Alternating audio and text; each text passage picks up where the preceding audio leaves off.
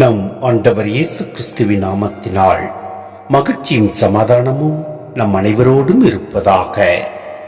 எரேமியா 23:5-8 முடிய ஆண்டவர் கூறுவது இதுவே: இதோ நாட்கள் வருகின்றன, அப்போது நான் தாவீதுக்கு ஒரு நீதியுள்ள தளிர் தோன்ற செய்வேன்.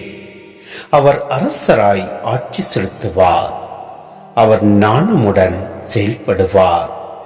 அவர் நாட்டில் நீதியையும் நேர்மையும் நிலைநாட்டுவார். அவர் தம் நாட்களில் யூதா விடுதலை பெறும், இஸ்ரேல் பாதுகாப்புடன் வாழும். யாவே சித்கேனு என்னும் பெயரால் இந்நகர் அழைக்கப்படும். ஆதலால் ஆண்டவர் கூறுவது: இதோ நாட்கள் வருகின்றன, அப்போது எகிப்து நாட்டிலிருந்து இஸ்ரேல் மக்களை அழைத்து வந்த வாழும் ஆண்டவர் மேல் ஆணை என்று எவரும் சொல்லார். மாறாக இஸ்ரேல் குடும்ப மரபினர் தங்கள் சொந்த நாட்டில் வாழும்படி அவர்களை வடக்கு நாட்டிலிருந்தும் அவர்கள் துரத்தி அடிக்கப்பட்டிருந்த அனைத்து நாடுகளிலிருந்தும் அழைத்து வந்த வாழும் ஆண்டவர் மேல் ஆணை என்று கூறுவர்.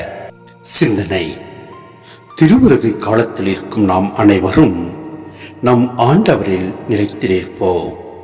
அவர் மீது முழு நம்பிக்கை வைத்து செயல்படுவோம். அப்பொழுது நம் ஆண்டவர் நம்மை ஆசீர்வதிப்பார், அனைவரும் விடுதலை பெற செய்வார்.